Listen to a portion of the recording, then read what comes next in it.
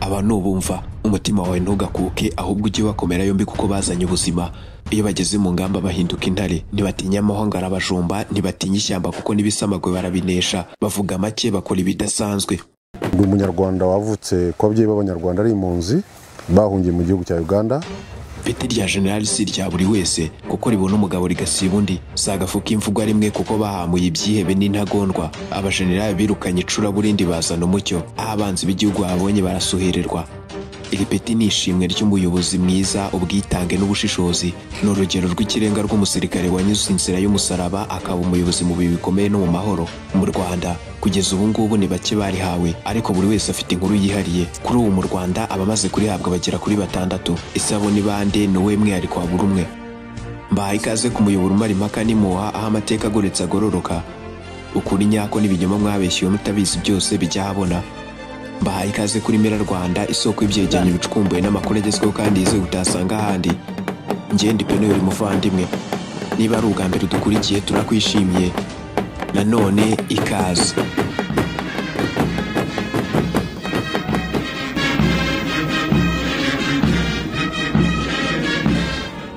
Ku mwanya wa mbere turasanga General Marcel Gatsinzi. Retired General Marcel Gatsinzi afite agahigo kuko ari we mujenerali wahawe iri peti bwa mbere mu mateka y'igisirikare cy'u Rwanda. Gusa kuri ubu aruhukiye iwabo wa twese. Ubwo ndavuga aho natwe twerekeza mu gihe tubikiwe n'iminsi. Amakuru y'urupfu rwa General Marcel Gatsinzi yamenyekanye ku mugoroba wo kuwa 2 tariki ya 7 Mata 2023. Iri peti rya General ryambitswe muri 2004. General Marcel Gatsinzi yavukiye mu karere ka Nyarugenge mu mujyi wa Kigali mu 1948. Akaba yarahawe ikiruhuko cy'izabukuru amaze imyaka 45 ari umusirikare kuko yakinjiyemo afite imyaka 20 y'amavuko. Ubwo yabaga umusirikare hari ku butegetsi bwa Gregoire Kayibanda wayoboye Repubulika ya mbere. Uyu mugabo yakomeje umwuga w'isigaye ku butegetsi bwa Juvenal Habyarimana wari warahiritse ku butegetsi Kayibanda. Yize amashuri abanza mu kigo cya Kiliziya Gatolika muri Sainte Famille. Akomereza amashuri yisumbuye muri Collège Saint André mu ishami ry'ikilatini na siyanse. Ubwo hari mu 1938 amaze kurangiza amashuri yisumbuye yahuguye imyaka 2 mu ishuri rikuru rya gisirikare SM. Maze mu 1970 ahabwa ipeti rya Lieutenant. Yahise atangira inshingano ze zo guhugura abasirikari, binamuhesha koherezwa mu mahugurwa mu ishuri ryigisha ibijyanye n'igisirikare n'intambara rya Institut Royal Supérieur de Défense mu Bubiligi.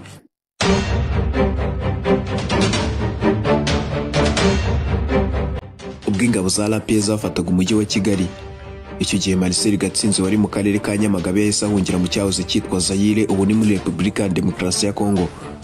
Mu buhungiro ntihatinze kuko yagarutse mu Rwanda nyuma y'ukwezi kumwe gusa ahita yinjira mu ngabo za RPA.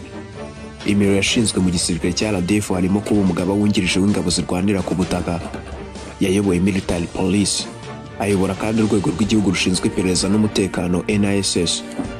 Yabaye minisitiri w'ingabo kuva muri 2002 kugeza 2010. Amaze kurangiza inshingano zo kuyobora minisiteri y'ingabo, yayoboye minisiteri yo gucyura impunzi n'ibiza hagati y'umwaka wa 2010 na 2013.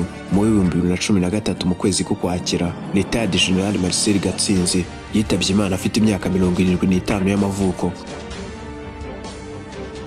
Reka tujye ku mwanya wa kabiri. Ku mwanya wa kabiri turasanga General James Kabarebe. Bihera mu ntambara kurwana y'izari inyeshyamba za RPA mu 1990. Yari umusirikare muto urangije amashuri muri Uganda, aho yavukiye agakurira nk'impunzi y'umunyarwanda. Nk'uko inyandiko zitandukanye ku buzima bwe zibivuga, muri iyo ntambara yakuyeho ubutegetsi bwari Kigali mu 1994 gahagarika jenoside yakorewe abatutsi. James Kabarebe wari ugeze ku ipeti rya koloneli, yari Somombike wa Major General Paul Kagame wari uyoboye urugamba rwo kubohora igihugu. Inyandiko zigaruka ku buzima bwe zivuga ko nyuma yabaye komanda w'umutwe wa High Commander w'izo nyeshyamba, nyuma yo gufata ubutegetsi akaba umugaba w'ingabo zirinda umukuru w'igihugu Republican Guard.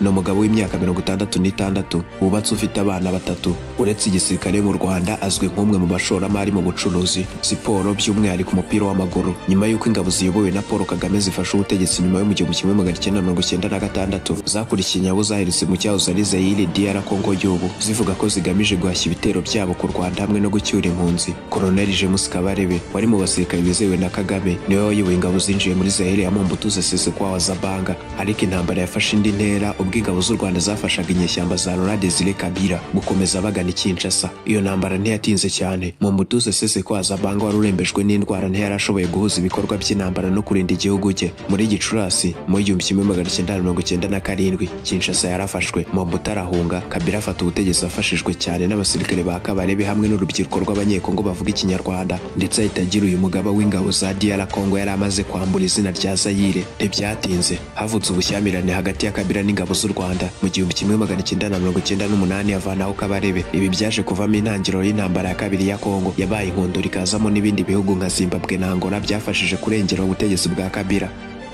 Mu mbwirwaruhame ze, James Kabarebe agiye agaruka ku gitero kizwi nka Operation Kitona yayoboye muri iyi ntambara muri Kanama mu 1998. Umunyamateka mu bya gisirikare James Stejakal mu nyandiko ye The Kitona Operation Rwanda's Gamble to Capture Kinshasa and Misleading of Anali yavuze ko uburyo ingabo zari ziyobowe na Colonel Kabarebe zafashe ikibuga cy'indege cya Kitona mu burengerazuba bwa DR Congo ari igikorwa cyari gitunguranye cya gisirikare kandi kidasanzwe cyari kigamije gufata Kinshasa vuba vuba no guhirika Kabila. Stejakal avuga ko iki gitero kidasanzwe cyari kujya mu mateka y'insinzi zikomeye za gisirikare iyo kigera ku ntego zacyo, ariko ntibyashobotse kuko Angola na Zimbabwe zinjiye mu ntambara zirengera Kabila. James Kabarebe n'ingabo yari asigaranye bahungira muri Angola, babasha gufata ikibuga cy'indege gito cyane bagihagurukiraho barataha, nk'uko yagiye abigarukaho mu mbwirwaruhame ze. Nyuma ya Kongo ya kabiri nk'uko iyi ntambara bayita, James Kabarebe yazamuwe mu mapeti agera ku rwego rwa General w'inyenyeri enye muri 2002. Yagizwe umugaba mukuru w'ingabo z'u Rwanda mbere yo kugirwa minisitiri w'ingabo muri 2010. Umwanya yavuyeho 2018. Litade General James Kabarebe kenshi ajya mu matorero n'amakoraniro y'urubyiruko kubaganiriza ku byo bakunze kwita amateka y'urugamba rwo kubohora igihugu. Uyu mugabo w'intyoza mu mbwirwaruhame azwiho kubarira urubyiruko inkuru z'intambara yarwanye nk'intambara y'abacengezi cyangwa se Operation Kitona, ubutwari bw'ingabo z'inkotanyi, akabihuza n'ibiriho akabifatanya no gukundisha abata igihugu no kunenga abanzi b'ubutegetsi bw'u Rwanda.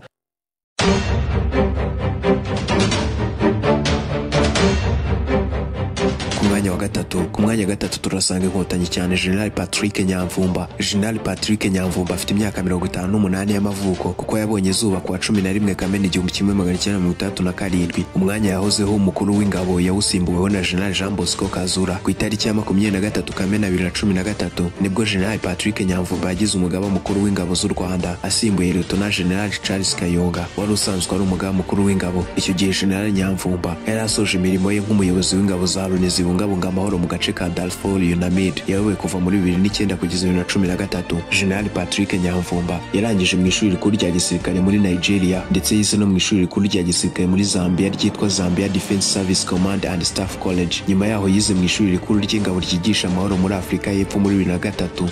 General Patrick Nyamvumba afite ubunararibonye mu bijyanye n'amahugurwa n'inama zitandukanye mu bijyanye n'ivugurura ry'inzego z'umutekano, security sector reform, amategeko mpuzamahanga agenga intambara, ibikorwa byo kubungabunga amahoro ndetse n'amahugurwa y'abayobozi bari ku rwego rwo hejuru yagiye abera muri Afurika no muri Amerika. Yagiye ashingwa imirimo itandukanye mu ngabo z'u Rwanda, irimo kuyobora battalion y'ingabo zirwanira ku butaka mu 1995, umutwe ushinzwe imodoka z'intambara mu 1996 ndetse no kuyobora brigade y'ingabo zirwanira ku butaka mu 1997. Hagati yo mu 1998 no mu 1999 yabaye umuyobozi ukuri ibikorwa, igenamigambi n'imyitozo ku rwego rw'icyiciro gikuru cy'ingabo. Yayoboye ikigo gishinzwe gutegura abasirikare bajya mu butumwa bw'amahoro kuva 2004 kugeza 2007. Indi mirimo yashinzwe harimo kuyobora itsinda ryiga ihurizwa hamwe ry'umutwe umwe w'ingabo z'u Rwanda, kuyobora komite ishinzwe ingengo y'imari y'ingabo, ayobora umushinga wari ushinzwe kwiga ishyirwaho ry'ishuri rikuru rya gisirikare. Litade General Patrick Nyamvumba yanabaye kandi intumwa ihuza u Rwanda, Afurika yunze ubumwe n'umuryango w'abibumbye, aho yagiye ashingwa kuganiriza izo nzego no gusinya amasezerano y'ubufatanye ahagarara igihugu cy'u Rwanda. Yabaye umuyobozi w'ishuri rikuru rya gisirikare rishinzwe gucunga ibikoresho muri 2007. Yanabaye perezida w'urukiko rukuru rwa gisirikare. Afite imidari myinshi irimo kubohora igihugu, wo guhagarika jenoside, w'urugamba rwo hanze y'igihugu, uwishyirwaho ry'umukuru w'igihugu, wo kuyobora ingabo, w'ibikorwa byo guteza imbere igihugu, umudari witiriwe Nile no gukorera Loni igihe kirekire.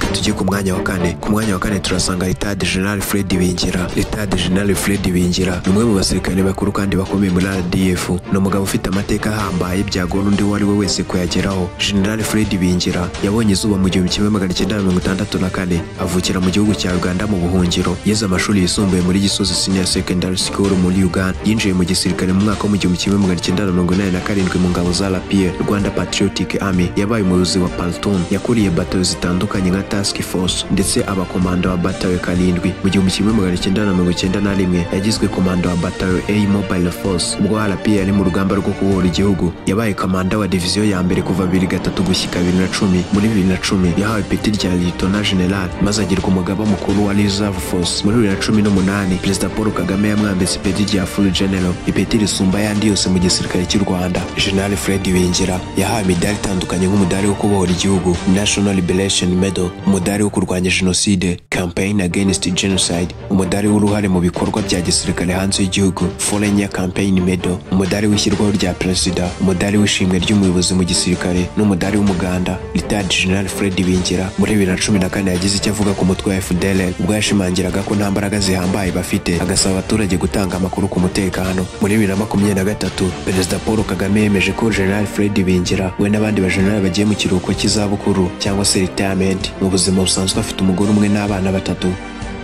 Reka tujye kuri Gen Jean Bosco Kazura. Gen Jean Bosco Kazura yabaye umugaba mukuru w'ingabo za RDF kuva ku wa 4 Ugushyingo 2019, asimbuye Gen Patrick Nyamvumba wagizwe Minisitiri w'Umutekano icyo gihe. Jean Bosco Kazura yavukiye ndetse yigira mu gihugu cy'u Burundi, aho ababyeyi be bari barahungiye muri za 60 kubera amateka y'u Rwanda rwanyuzemo, ndetse agira uruhare mu rugamba rwa RDF rwo kubohora u Rwanda no guhagarika jenoside yakorewe Abatutsi muri Mata mu 1994. Nyuma yabaye kamanda wungirije w'ingabo za Afurika yunze ubumwe muri Darfur, ndetse akaba yarakoze mu myanya itandukanye mu gisirikare cy'u Rwanda, nkaho yabaye Principal Staff Officer ku cyiciro gikuru cya RDF kuva 2010 kugeza muri 2013, aho umugaba wungirije w'ingabo ndetse yanakuriye itsinda ry'indorerezi za gisirikare mu butumwa bwa Afurika yunze ubumwe muri Sudani. Gen Jean Bosco Kazura muri Gashyantare 2006 yatorewe kuyobora ishyirahamwe ry'umupira w'amaguru mu Rwanda Ferwafa. Muri manda ye ya mbere u Rwanda rwabashije muri 2009 kwakira imikino ya nyuma y'igikombe cya Afurika cy'abatarengeje imyaka 20.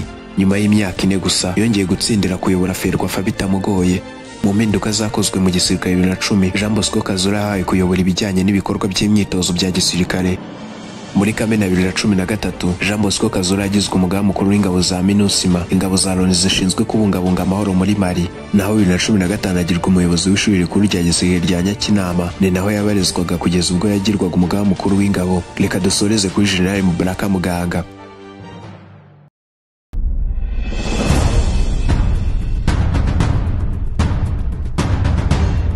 Umugaba mukuru w'ingabo z'u Rwanda Gen Mubaraka Muganga ni umwe mu bagabo bafite ibigwi ntagereranywa mu gisirikare cy'u Rwanda, uhereye mu mateka y'urugamba rwo kubohora igihugu, guhagarika jenoside yakorewe Abatutsi mu 1994 n'ibindi bikorwa by'indashyikirwa yakomeje gukorana nyuma yaho. Muri aba generali bose twavuze, usibye Mubaraka Muganga, abandi bose bagiye mu kiruhuko cy'izabukuru. Gen Mubaraka Muganga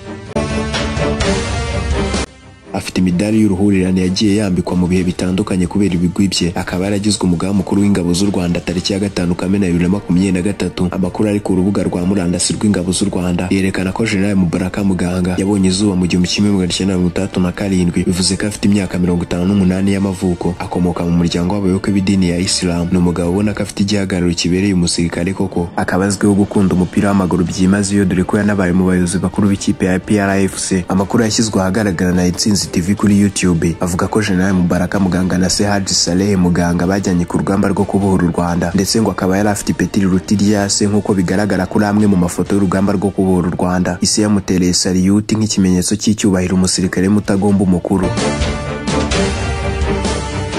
Gen Mubaraka Muganga yavukiye mu buhungiro muri Uganda, ari naho yinjiriye mu gisirikare agamije kwifatanya n'abandi mu rugamba rwo kubohora Abanyarwanda kuva mu 1988 kugeza mu 1989. Afite imyaka 22 y'amavuko. Gen Mubaraka Muganga yagiye mu masomo ya gisirikare yo ku rwego rwa kadete mu kigo cya gisirikare cya Jinja muri Uganda. Ayarangije ahita ajya kwifatanya n'abarwanyi ba RPA inkotanyi mu rugamba rwo kubohora igihugu. No rugamba rwatangiye kuwa mbere Ukwakira mu 1990 rugamije gutsimbura ubutegetsi bw'igitugu bitugu, ariko rumaze imyaka 3 ruhindura isura, kuko muri Mata mu 1994 igisirikare cya leta ya Habyarimana gifatanyije n'umutwe w'abicanyi b'interahamwe n'abandi baturage bari mu murongo umwe wo gutsemba abatutsi bahise batangira gushyira mu bikorwa jenoside. Icyari urugamba rwo gutsimbura umwanzi cyahise kiyongeraho akazi katoroshye ko guhagarika jenoside, ariko kubera ubwitange n'ubuhanga mu gisirikare byaranze abasirikare barapiye barimo General Mubaraka Muganga, umwanzi yaratsinzwe na jenoside irahagarikwa ku wa 4 Nyakanga mu 1994. Izina rya Mubaraka Muganga ryinjira ku rutonde rw'abasirikare babohoye u Rwanda banahagarika jenoside.